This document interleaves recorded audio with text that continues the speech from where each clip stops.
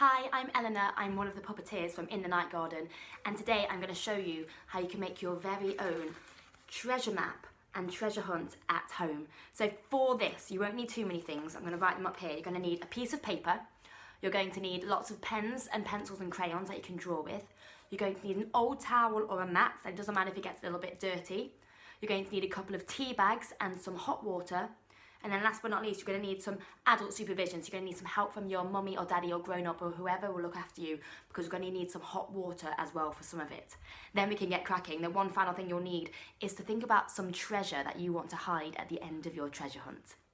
Okay, so first of all, you'll need to get yourself a piece of paper. Plain paper, papers with lines on, whatever you've got around, to make sure it's white to start with. And then from there, all we're going to do is rip all of the edges, and it doesn't need to be neat at all, just really, really roughly. So if you watch me, I'm going to rip it all down the outside, all four edges, down. So no need to take any care, and you've got a nice ripped bit of paper. Make sure the edges are all nice and rough, so no straight lines. So you've got a nice bit of ripped paper. Okay, so from here you want to go and place a towel down or a cloth or any sort of material, that doesn't matter if it gets a little bit wet and dirty, down on a nice hard tabletop. And you're also going to want to stew a tea bag or two, so you can use 1, 2 or 3 tea bags. Just place in a hot water for about 5 minutes, and then make sure you've let it cool, so it's cool enough for you to be able to place your finger in and not get burnt. So really important you get a grown-up just to help you with that section there. Make sure that it's nice and cool. And then you're going to place your piece of ripped paper just on top of the little bit of cloth. You're going to take the tea bag out, give it a little bit of a squeeze, and then we're going to stain the paper just by pressing the tea bag down onto the paper, starting with the outside edges and then working into the centre. So just going to take it nice and slowly, and then make sure you take it over so we do both sides. You can keep using the tea bag, dipping it in, taking a little tap down, working around the outside and making your way into the centre. So keep going over that bit of paper until the whole thing is done, and then when it is all covered with the tea bag, you're going to look a little bit like this. So both sides are done. It's going to look a little bit old and stained.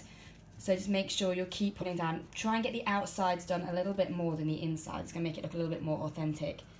So it doesn't matter how wet the paper gets, because next up we're going to let the paper dry for about an hour or two, and then we can start to do the fun stuff and start to draw and create our treasure map.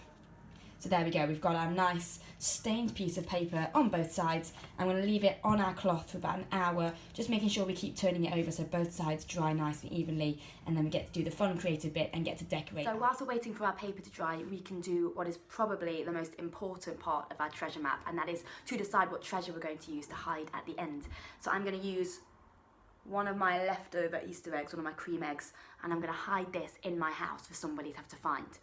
Now, I've been thinking about what rooms I can use. So you want to think about somewhere really safe that you can hide your treat, hide whatever your prize is going to be, and no one will be able to find it until they get given your map and they can find it using that. So for me, I'm going to hide it underneath my pillow.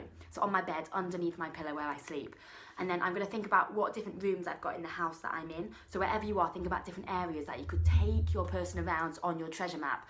So thinking about it, for me, I'm going to use 3 different rooms. So it's nice and simple. I'm going to use my bathroom, my lounge and my bedroom. So from that I can think about different little things that I can put on my treasure map to lead people around the house. Okay, so the paper is all dry, it's nice and ready, and it's time to get drawing.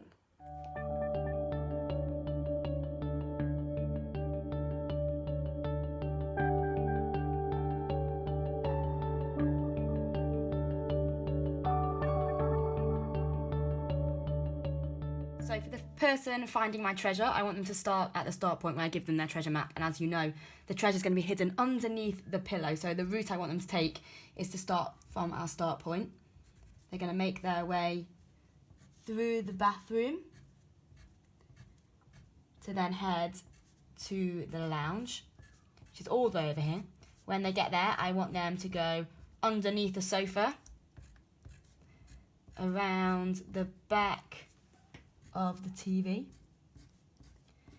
into the centre of the room. There I want them to do a nice big spin on the spot, which heads into the bedroom, where they can then find their treasure underneath the pillow.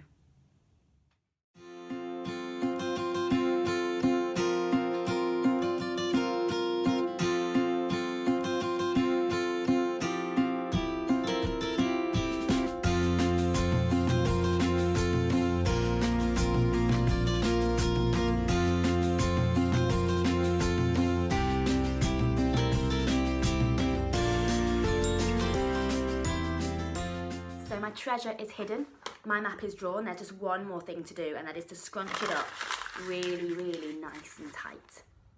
Then when we unfold it, unwrap it, we've got a really, really original, authentic looking treasure map. So from there, we can then roll it up. Let me do this so you can't see it.